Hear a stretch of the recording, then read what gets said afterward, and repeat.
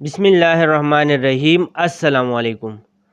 Kinematics of rigid bodies पे आज हम ये पहला प्रॉब्लम करेंगे। इसकी स्टेटमेंट है that two gears are arranged as shown in figure. If gear A has an initial angular velocity of 6 radian per second clockwise and a constant angular acceleration of 2.5 radian per second squared, find the velocity, acceleration and displacement of the bucket C at t is equal to 3 seconds. दो gears इसी तरह arrange है कि gear ए clockwise rotate कर रहा है, gear B anti clockwise rotate कर रहा है। गियर ए की जो रेडियस है 0.2 मीटर है, गियर बी की रेडियस 0.3 मीटर है। अच्छा, गियर ए के लिए जो इनिशियल एंगुलर वेलोसिटी है that is 6 radian per second and clockwise, और इसके लिए जो एक्सेलरेशन है that is constant angular acceleration, और वो इक्वल है 2.5 radian per second square. Constant angular acceleration means that this is a problem of constant angular acceleration. तो यहाँ पे हम 3 इक्वेशंस ऑफ मोशंस को यूज़ कर सकते हैं, means Newton's 3 equation of motion. अच्छा, यहाँ पे इसकी रेडियस भी गिवन है, एंगुलर वेलोसिटी भी गिवन है, एंगुलर कांस्टेंट एंगुलर एक्सेलरेशन भी गिवन है, टाइम भी गिवन है, और हमसे मांगा गया है कि आप बकेट सी के लिए वेलोसिटी, एक्सेलरेशन और डिस्प्लेसमेंट मालूम कर लें। तो हम क्या करेंगे, 3 इक्वेशंस ऑफ मोशन से यहाँ पे फाइनल वेलोसिटी, एंगुलर वेलोसिटी मालूम करेंगे, जो एंगुलर डिस्प्लेसमेंट है वो मालूम करेंगे। फिर हम क्या करेंगे कि जो डेटा आ जाए उसी डेटा से यहाँ पे हम एंगुलर वेलोसिटी, एंगुलर एक्सेलरेशन और एंगुलर डिस्प्लेसमेंट को फाइंड करने की कोशिश करेंगे। फिर जब गियर बी में आ जाए तो हम गियर बी, क्योंकि गियर ए और गियर बी कनेक्ट है, तो हम गियर ए से गियर बी के लिए जो एंगुलर वेलोसिटी, डिस्प्लेसमेंट और एक्सेलरेशन की वैल्यू है वो फाइंड कर सकते हैं। सिमिलरली बी और ये बकेट सी एक दूसरे के साथ कनेक्ट है, मींस के जब बकेट बी जो कि एंटी क्लॉकवाइज रोटेट कर रहा है तो उसकी वजह से आपका जो बकेट है जिसके ज़रिए हम पानी निकालें या कोई और लिक्विड निकालें तो वो अपवर्ड मूवमेंट कर रहा है, means it translates vertically upward. तो यहाँ से गियर बी के लिए जो वैल्यूज़ आ जाए तो उससे हम फिर वेलोसिटी, एक्सेलरेशन और डिस्प्लेसमेंट इस बकेट सी के लिए मालूम कर सकते हैं, means linear velocity, linear acceleration और लीनियर डिस्प्लेसमेंट। अच्छा, अब मैं गिवन डेटा की तरफ आता हूँ। पहले मैं क्या करता हूँ, गियर बी के लिए वेलोसिटी, एंगुलर डिस्प्लेसमेंट और जो चीज़ें अननोन है वो फाइंड करने की कोशिश करता हूँ।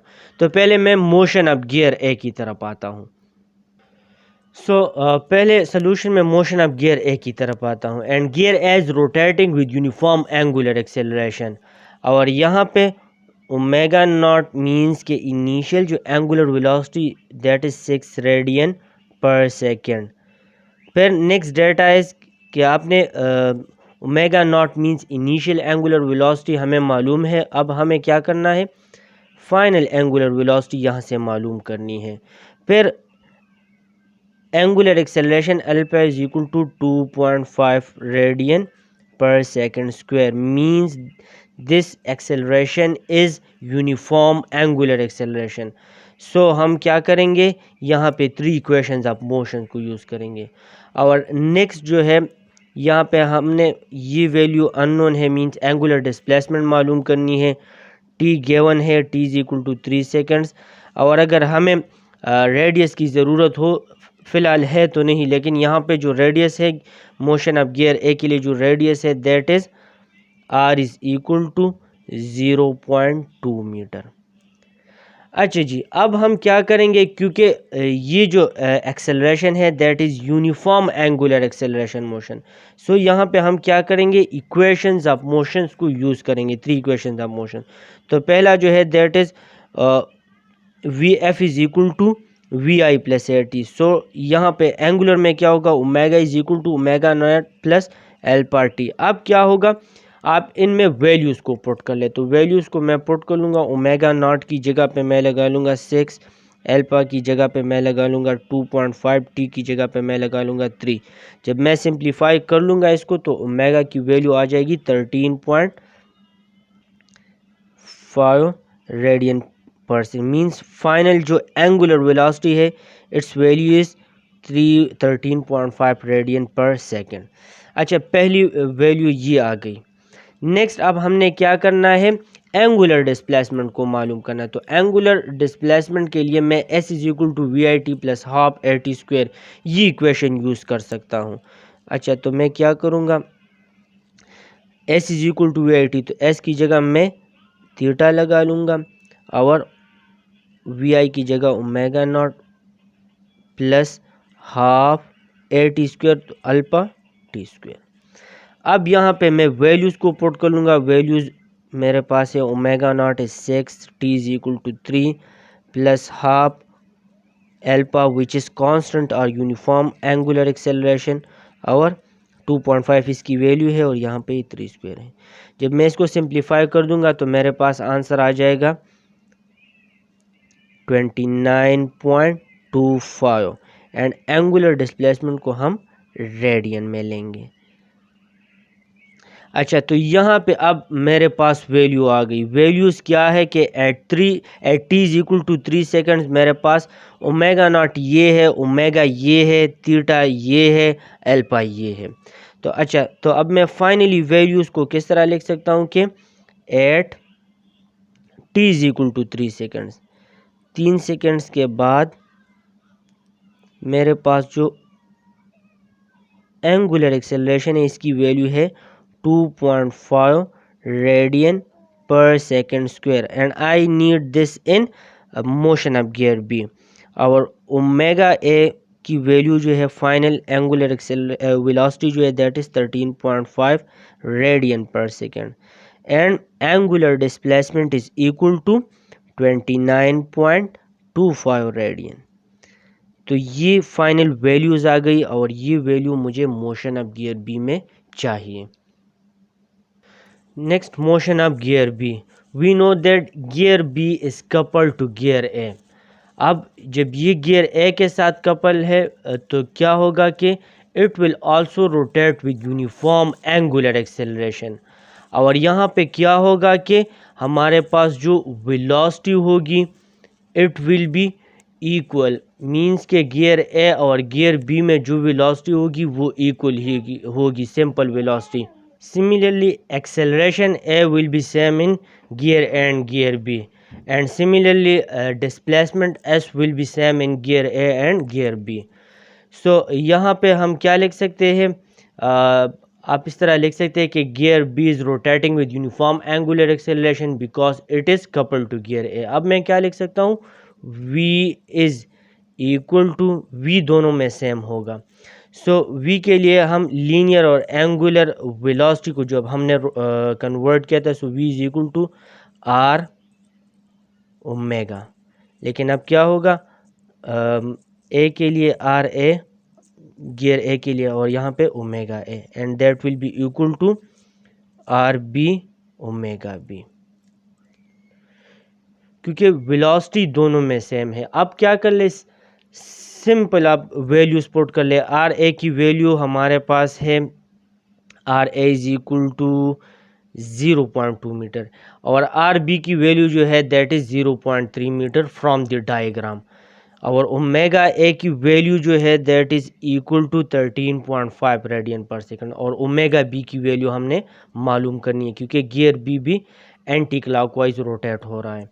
तो यहाँ पे सिंपल आप वैल्यूज पुट कर ले। आर ए की जगह मैं 0.2 पुट कर लूँगा, ओमेगा ए की जगह मैं पुट कर लूँगा 13.5 is equal to R B की जगह radius of B is equal to 0.3 metre है, तो 0.3 में यहाँ पे पुट कर लूँगा मल्टीप्लाई ओमेगा बी।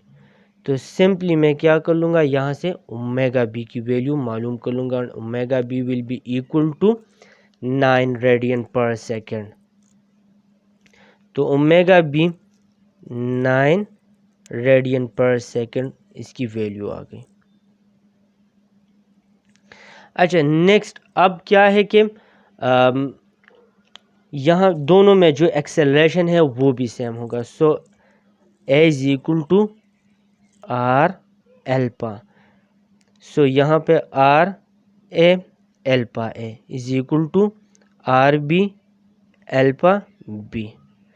नेक्स्ट अब क्या करें, सिमिलरली इस तरह वैल्यूज़ आप पुट कर लें। तो जब वैल्यूज़ में आर ए की जगह मैं लगा लूँगा 0.2, अल्फा ए ऑलरेडी हम मालूम कर चुके हैं 2.5 या गिवन है विच इज़ कांस्टेंट एंगुलर एक्सेलरेशन। और आर बी क्या है, ये है 0.3। और यहाँ पे लीनियर एक्सेलरेशन दोनों में सेम है और हमने मालूम क्या करनी है, एंगुलर एक्सेलरेशन। और एंगुलर एक्सेलरेशन की वैल्यू जो आ जाएगी that will be uniform angular acceleration. तो यहाँ पे एंगुलर एक्सेलरेशन की वैल्यू आ जाएगी जब हम कैलकुलेट कर ले 1.667 रेडियन पर सेकंड स्क्वायर। तो ये alpha B which is uniform angular acceleration motion की वैल्यू आ गई। नेक्स्ट हम डिस्प्लेसमेंट को मालूम करेंगे। तो डिस्प्लेसमेंट के लिए हमें पता है ये वेलोसिटी के लिए लीनियर टू रोटेशनल कन्वर्जन, ये एक्सेलरेशन के लिए। Now for displacement S is equal to R theta, और आर थीटा के लिए मैं क्या करूँगा, R A theta A is equal to R B theta B. Simply यहाँ पे आप वैल्यूज़ पुट कर ले, आप डिस्प्लेसमेंट ऑफ बी को मालूम कर सकते हैं। तो मैं क्या कर लूँगा, यहाँ पे लिख लूँगा 0.2, थीटा ए मेरे पास आ गया था 29.25, आर बी की वैल्यू हमारे पास है 0.3 और एंगुलर डिस्प्लेसमेंट थीटा बी मालूम करनी है। तो यहाँ से एंगुलर डिस्प्लेसमेंट थीटा बी की वैल्यू आ जाएगी 19.5 रेडियन। अच्छा जी, अब आप यहाँ पे देख लें कि at T is equal to 3 seconds, क्योंकि at T is equal to 3 seconds ये सारी कैलकुलेशन हमने की थी फॉर गियर ए। अब गियर ए गियर बी के साथ कपल है तो at T is equal to 3 second, omega B की वैल्यू ये है 9 radian per second, alpha B की वैल्यू 1.667 रेडियन पर सेकेंड है और थीटा बी की वैल्यू 19.5 रेडियन है। Now gear B has uniform angular acceleration motion, so bucket C which is coupled with it will also perform a rectilinear translation motion। तो अब हम ये जो values है ये हम बकेट सी के लिए यूज़ करेंगे। अच्छा, इस डायग्राम को देख ले, ये गियर बी है और ये बकेट सी है। तो गियर बी और बकेट सी एक दूसरे के साथ कनेक्ट है। Gear B anti clockwise rotate कर रहा है और bucket C translates vertically upward. अब क्या होगा कि जो ओमेगा बी की वैल्यू हमने मालूम की है, अल्फा बी की मालूम की है और थीटा बी की, so we will put that in v is equal to R omega, A is equal to R alpha, S is equal to R theta. इन इक्वेशंस में हम यूज़ करेंगे। और ये जो एंगुलर वेलोसिटी है, एंगुलर एक्सेलरेशन है यहाँ पे और एंगुलर डिस्प्लेसमेंट है, we will convert that into linear in this bucket C.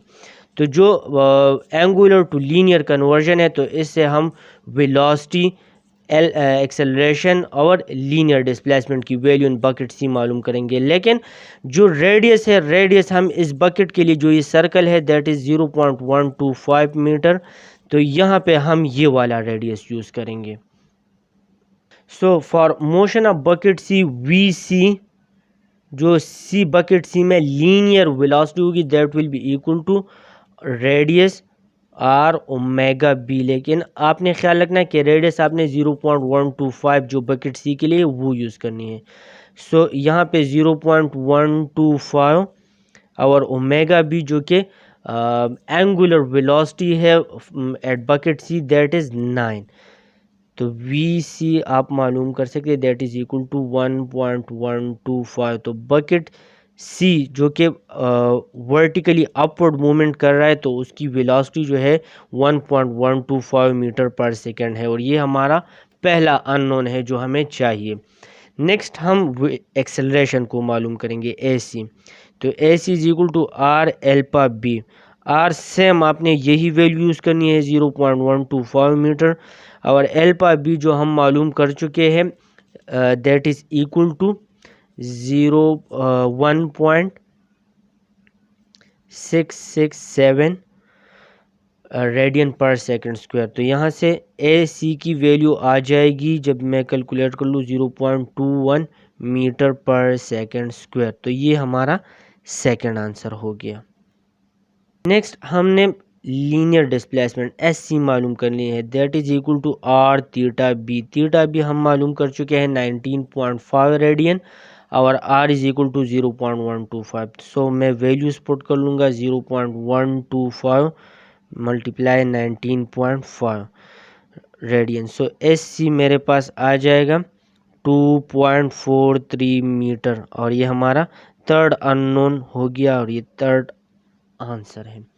तो अब क्या कर लिया हमने, वी सी भी फाइंड हो गई, बकेट सी के जो लीनियर मोशन कर रहा है ट्रांसलेटरी ऊपर की तरफ जा रहा है, ए सी भी हो गया और एस सी। तो ये तीन अननोन थे, ये तीन अननोन हमने गियर ए के लिए वैल्यूज़ गिवन थी तो हमने गियर बी के लिए मालूम कर ली, गियर बी से फिर हमने बकेट सी के लिए ये वेलोसिटी, एक्सेलरेशन और डिस्प्लेसमेंट की वैल्यूज़ मालूम कर दी।